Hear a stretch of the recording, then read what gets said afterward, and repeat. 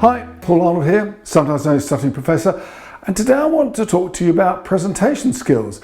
And I'm always amazed. You see people who, they're talking confidently when they're sitting down and they're engaging in the normal cut and thrust of the meeting, and then they're asked to stand up.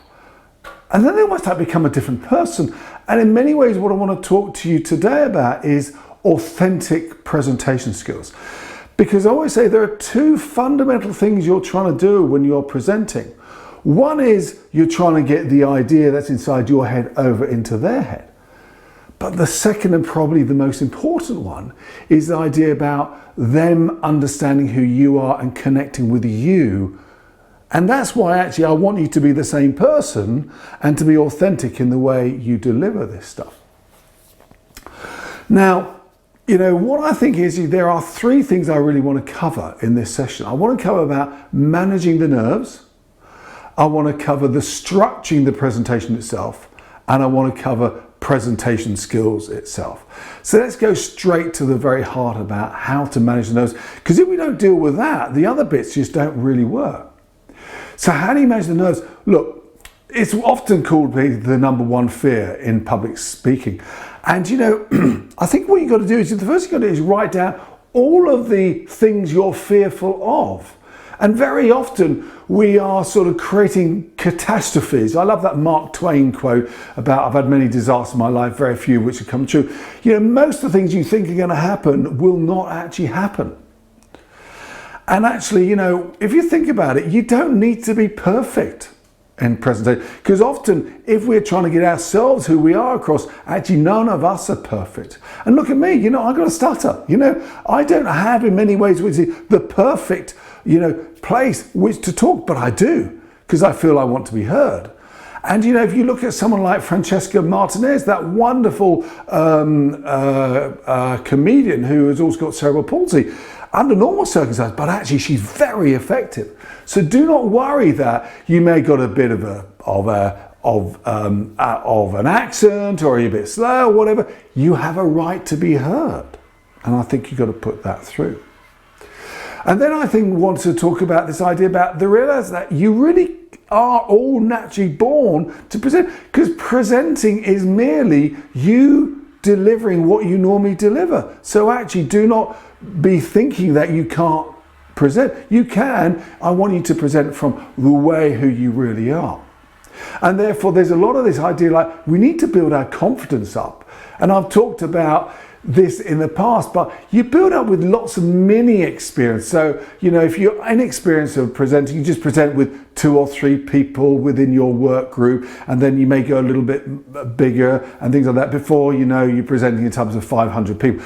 But actually, you build the experiences up and you start to log all of those positive experience you've had. And the more you can log positive experience, and I often talk about the anchoring effect, about you remember it, you log it, you remember it, you log it, you remember, you log it, and then actually you can, when you're standing in front of going again with another group of people you're a bit more fearful of, you can re-anchor that and think, yeah, I've been here before, I know how to do this stuff. So just remember that it's okay to not be perfect, and actually you've got experience about this stuff. Now let's just explore very quickly some of the big fears. Like we fear drying up and looking a fool. We fear boring people. We fear not knowing the answers. So let's have a look at some of those in terms. Drying up, right? The first thing is take some deep breaths before you start. Do the anchoring thing, and actually practice the first line, because once we get going, we're fine. And I always say, know your elevator pitch. Know what is the fundamental things you're trying to say. And again, I always reduce it down to 3 things. So therefore, if ever I do get lost, I know I can go back. And there's no harm at any point of presentation if you lose your train. So let me just remind you again what it is, the key things I'm trying to get through to you. Repetition is so important, in this stuff. And also remember that when you think you're drying up is the fear of the other side. And just realize they're normal people. I know some people do the classic, you imagine them all naked. I don't care what you do, but just remember they're normal people. And 99 times 100, they're for you. And frankly, if there is a real wolf in the room, you know, honestly, you can often have your boss who will be able to help you deal with that stuff. So don't worry too much about those things. I'll talk about a technique a bit later on to help you with those guys. You know, the next thing is that people get confused and I'll get my argument wrong. Well, you know, obviously, you know, the way of writing down your argument is a way to make sure it's well structured, and your charts will be structuring your way through it. But you always got to remember that in many ways you've been invited to talk because you are more expertise, you know more about this subject than other people. So in the land of the blind, the person with one eye, you know more than they do. And the other thing is, do not worry that, you know, if you forget one particular, because often it's not that important. And we always say far too much stuff anyway. So if we do drop something, it's not that biggest issue. If it really was a big one, maybe later on you can come back in and mention it later on. But don't worry too much about it. And like I say, make sure you have the clarity of your elevator pitch, you know, and always say that within your presentations, there's no harm to say, tell them what you're going to say, tell them, and then tell them what you've said. So doing all that stuff really helps. The next thing is we say we're going to bore them. Oh my God, what if they drift off? What if someone falls asleep? You know, look, in many ways, the subject you're talking about, hopefully you're quite passionate about, particularly as you put a lot of work into it. And actually that passion is contagious, and that will then flow back out. And so therefore, you know, what you're going to find is your tonality that you present in is as important as the words you say. We've always talked about the 7% of the words, 38% is your tonality, and 55% from your body. So actually that will help make sure it happens. And build in some high points, you know, put some funny videos in, you know, or bring some sort of, you know, funny images into your things, or create some action, you know, whatever you can do to create some memorable moments. And I often sort of bring in some props. So, you know, therefore sometimes, you know, Jerry the giraffe will sort of come on in and, you know, and we'll have a quick conversation about stuff like that. And that creates some degree of curiosity, a bit of fun, are always worthwhile doing. And then the next one is you not know the answer. That wolf is staring at you and like gonna go, you know, like that to you and answer that really difficult question. You know what? There are a number of different ways. One is if you know there's a major big issue that you know your presentation is going to come up, answer it up front. Say, now I know that many of you are thinking that da-da-da-da-da-da. If you answer it, even if you don't give the complete answer, you're going to take the sting out of it. So later on when that guy says, well, I want to talk about that one thing, you say, yeah, Jerry, very good thing. You know, as you said, I did refer back to that presentation, and you've taken the heat out of it. And obviously you will then know what the big questions are likely to be, and what you can do is you can practice them in advance to go and deliver them. And the next one is, you know, sometimes if you don't know the answer, admit it. Say, thank you very much, John. Let me get back to you about that point. It's absolutely acceptable. Much better than bluffing your way through it all, because everyone knows you're bluffing it. And if you do know, but you're just trying to get yourself together, by all means, buy a bit of time. So you say, you know, thanks, John. That's a very good question. Can I just summarize very quickly what I think you said? By saying all that, you give yourself another minute to do that stuff. So that's about how to manage your nerves. Let's move on to how to structure a presentation. And I always say, you know, like the power of three, everything is about threes when it comes to presentation. So keep it simple, keep it clear, keep it focused. That's what you've got to do. Less is definitely more in presentations. And I often work with some which I call a presentation brief, which is almost like a creative brief. Like, who are we trying to talk to? What are we trying to get through to them, and how are we going to get through to them? And then I therefore use the task map, like what do they currently think? What do I want them to think? What do they currently feel? What do I want them to feel? What do they currently do? What do I want them to go and do? Another process I sometimes use is called the SIP, which again are three sort of things, which is like, what's the current situation? What's the issue, the tension point we're trying to resolve, and what's our proposal? All these things rely upon threeness to really move things across the line and make sure that we've communicated our key thoughts to the other people. And I quite like using language. I quite like alliterations, you know, we'll fight them on this, we'll fight them on that. So there's repetition, or metaphors, you know, the dogs of war really create some interesting touch points within your presentations, but don't overdo it. You know, you got to not be too clever, because before you know it, we're losing touch with who you really are. And avoid death by PowerPoint. You know, you really don't want to have a zillion charts, and nor do you want to have a zillion words on every chart. You know, you've got to actually make sure that there's a simplicity. And I always say, I want them to focus upon you, not upon the charts. You know, that's the critical. So I often use the charts just as my reference points, and I create very simple charts, big, nice imagery, couple of words, often to create some degree of curiosity. Let's do the final point, presentation. So I've talked about how to manage nerves. I've talked about how to structure presentation. Now we're going to talk about presentation skills.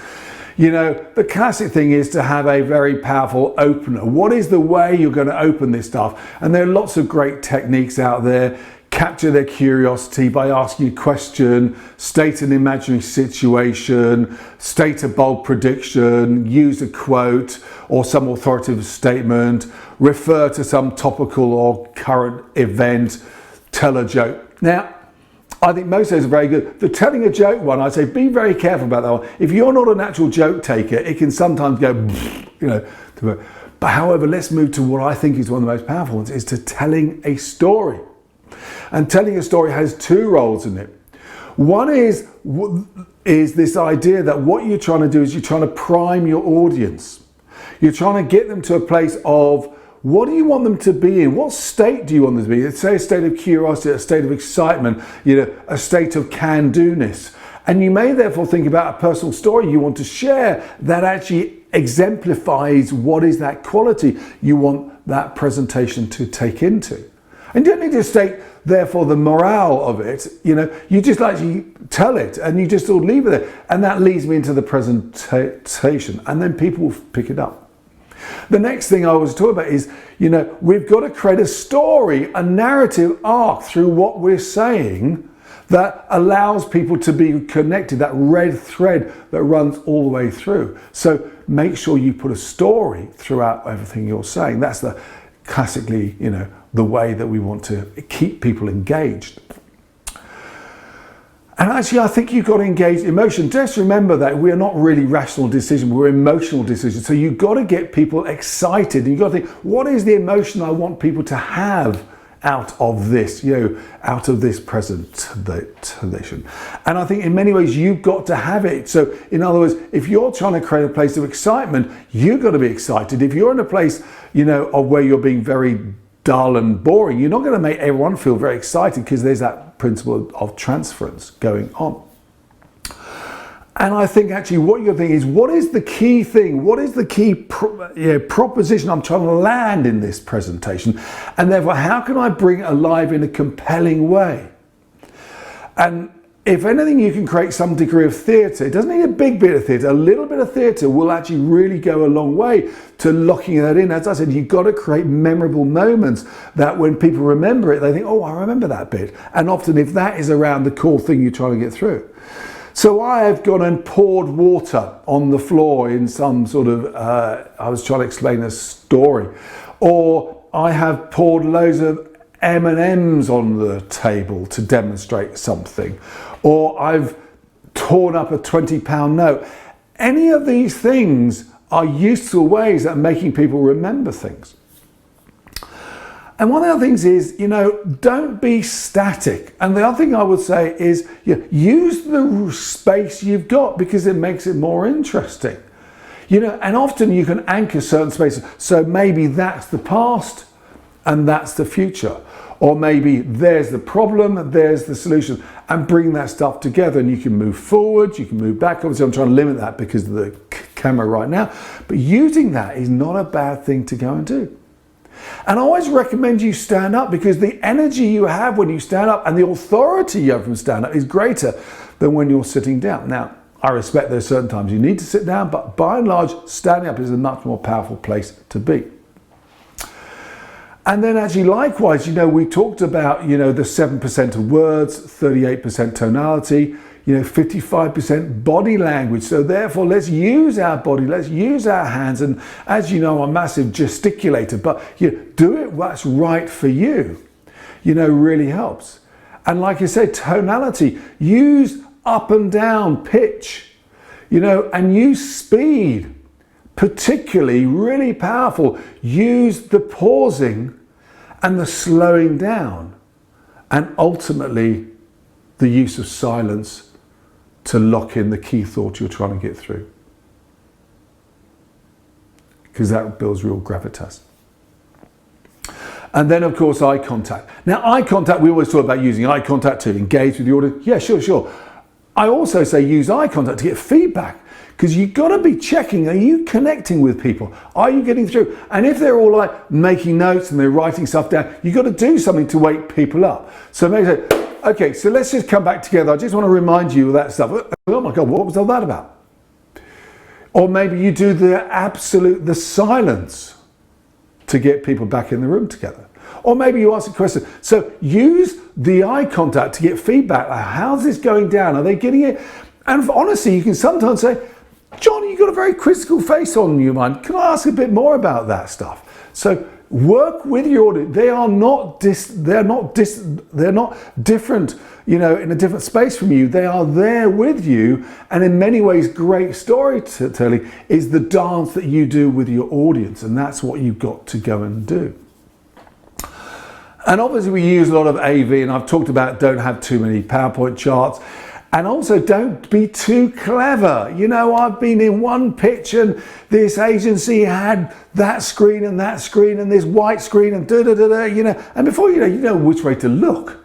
The other thing you've got to remember, you're doing two fundamental things. You're trying to get your key point through, and you're trying to get you through. And actually, therefore, is the point of connection. And I would say is that, you know, don't be a looker back at the PowerPoint, you know, like, because that's not where your audience lies. Your audience lies there, and you want them to be connecting with you, not with your charts. And then the final thing, rehearse your timings. Be very clear that when you're given 20 minutes, everyone wants you to finish on 20. Ideally finish on 15, you know, because actually that makes a lot of difference. So work it out, and you can then speed it up. You know, you can keep an eye on the watch, and actually you think you can skip that bit or whatever. And final thing I say is look at TED. You know, TED is a wonderful source of great storytellers, of great presentations. And if we did more TED-like talks, we'd be much better off. Anyway, I hope that helped. Good luck with your next presentation. Ciao for now. Bye.